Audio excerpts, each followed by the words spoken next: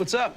Oh, I'm just compiling all the top sports scores, news, and odds so I can make the very best bets. Me too. BetOnline.ag. Join today and receive your 50% welcome bonus at betonline.ag. The first round of the NFL Draft is in the books. I'm Alex Barth. He is Evan Lazar. This is a special draft edition of the Foxboro Report brought to you by betonline.ag. Visit clnsmedia.com/win and use the promo code CLNS50 today for 50% cash back.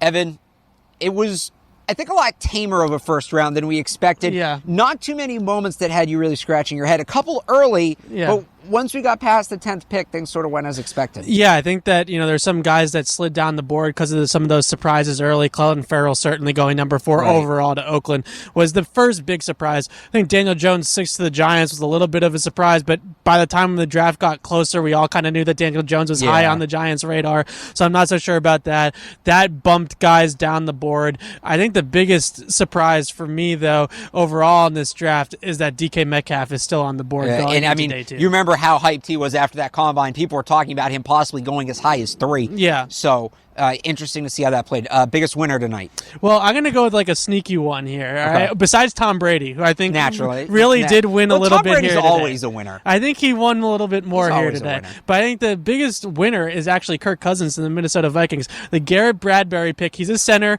Not sexy, I understand that, but he's one of the best centers I've scouted over the last 3 years. That's like a stud foundational piece to that offensive line that really needed it. Yep. It's a struggling offensive line in Minnesota. I think they got a really good player. I also like Atlanta's picks. Chris Lindstrom, you know how much of a fan I am of him. Great scheme fit in that kind of wide zone, outside zone running scheme. Okay, all right, good pick for the winner. Offensive lines. Offensive lines You know me. obviously are the winner. For me, I'm going to go with the Denver Broncos. They were able to move back, accumulate picks, still get their guy. Yep. They're still going to have a shot at a quarterback tomorrow, which we know amazing, they need. So I think the Denver Broncos, John Elway, he's caught a lot of criticism, and rightfully so, for the job he's done since he took over there. But I think he had a good night tonight. Biggest loser. I mean, it's pretty obvious. I think it's probably the Giants. Yeah, I mean, I think that, Daniel Jones, we've all talked about that pick just being kind of a head scratcher.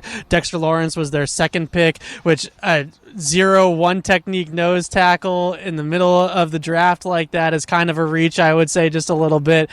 I think that is kind of like a weird draft. David Gettleman is a big guy when it comes to the Dexter Lawrence pick of just drafting big guys that can move. Yeah. And that's certainly what Dexter Lawrence is at 340 pounds. But I think that one was very interesting. A lot of the analytics people I know are going to say you picked a 2-down player in the top 20. Like, that's going to get a lot of head scratches. I'm going to go, I actually have another team that's a loser tonight, and I don't have to go far. It's the New York Jets. Okay. And look, they got a really good player. Williams, they got arguably the best player in the draft, so there's a little bit of an asterisk next to this. They just paid a lot of money to Leonard Williams, who plays a very similar position. It feels like outside of Sam Darnold, the last 5 years, their first pick, which have all pretty much been inside the top 10, have been interior defensive linemen. They tried to trade the third pick in the draft, and they couldn't. Think about that. That's an insanely valuable pick, especially with the players that were on the board at that point, and they still couldn't figure out a way to move it. And look, they end up with a good player, but does he make them a better team? They already have guys that are getting the snaps that he would get to help improve that roster.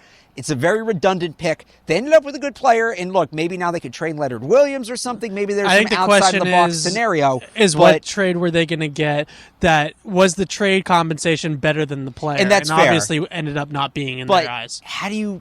I feel like there had to have been for the third pick. Yeah. And maybe it's the case of there not being an upper echelon quarterback. Well, Kyler went first overall, but he was off the board. Yeah. Maybe it's the case of there not being an upper echelon quarterback, so no team is that thirsty to move up.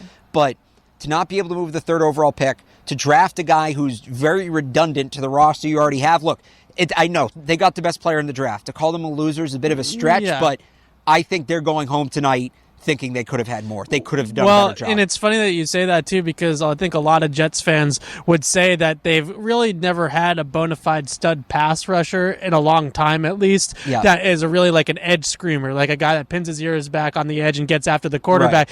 Quinnen Williams is certainly a great interior pass rusher. But he's not that guy. But he's not that guy. And we were talking about, and I know you're not too high on him, but a guy like Josh Allen being on the board, those sort of players, even just move down a couple spots and get that guy. I think that the interesting thing is that obviously the NFL team saw Josh Allen similarly to what I saw, which is just a very raw prospect. Right. A guy that really is just going to bend the edge. And to draft that guy in the top 5 is, that's just But again, if you can move back a couple picks and get him, and nobody wanted to move up, and I know it's all tight end, but I just think the Jets have to walk away thinking they could have had more. Yeah, that's what I mean by the biggest loser on the night.